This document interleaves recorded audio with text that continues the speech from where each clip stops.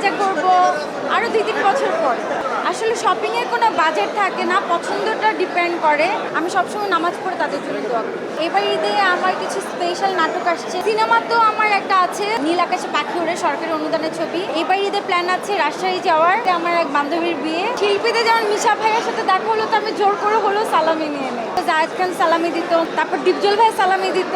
খুব ভালো লাগছে। আজকে শিল্পী সমিতির ইফতার পার্টিতে এসেছি।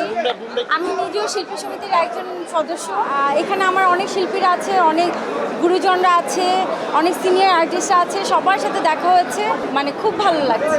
আমি অনেক মিস করি অঞ্জনা ম্যাডামকে, অনেক মিস করি তানিম সুবাকে, অনেক মিস করি। আমার প্রতিদিনই তাদের কথা মনে হয়। আমি এই রমজানে আমি যখনই নামাজে দাঁড়াই, আমার তখনই তাদের কথা কেন যেন আমার চোখের সামনে তাদের চেহারা ভেসে ওঠে। সো আমি অনেক মিস করি তাদেরকে। আল্লাহ তাদেরকে ভালো রাখুক, যেখানে আছে ভালো থাকুক। আমি সবসময় নামাজ পড়ে তাদের জন্য দোয়া করি। এবার ঈদে আমার কিছু স্পেশাল নাটক আসছে, টেলিফিল্ম আসছে। আমি এবার নতুন করে আবার নাটক করছি, টেলিফিল্ম করছি, ওটিটি প্ল্যাটফর্মে কাজ করছি।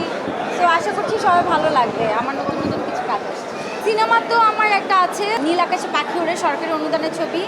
এটা আমি কিছুদিন আগে শেষ করলাম। ওটা আমাদের ডাবিং হবে, তারপর সেন্সর হবে, দেন রিলিজ হবে। ঈদ সাধারণত বাসায় করা হয়, আত্মীয় স্বজন ফ্যামিলির সাথে করা হয়। আর এবার ঈদের প্ল্যান আছে রাজশাহী যাওয়ার।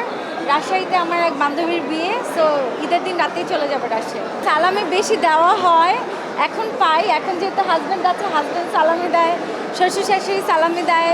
সো পাই আবার দেই, দুটোই। শিল্পীদের যেমন মিশা ভাইয়ের সাথে দেখা হলো, তো আমি জোর করে হলো সালামি নিয়ে নেই।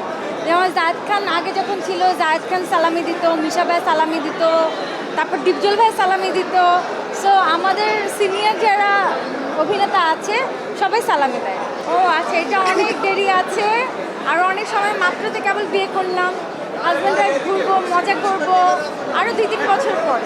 অবশ্যই বাংলাদেশ, আমাদের বাংলাদেশে অনেক ভালো ভালো শপিং পাওয়া যায়, আমাদের দেশীয় পণ্যগুলো অনেক ভালো।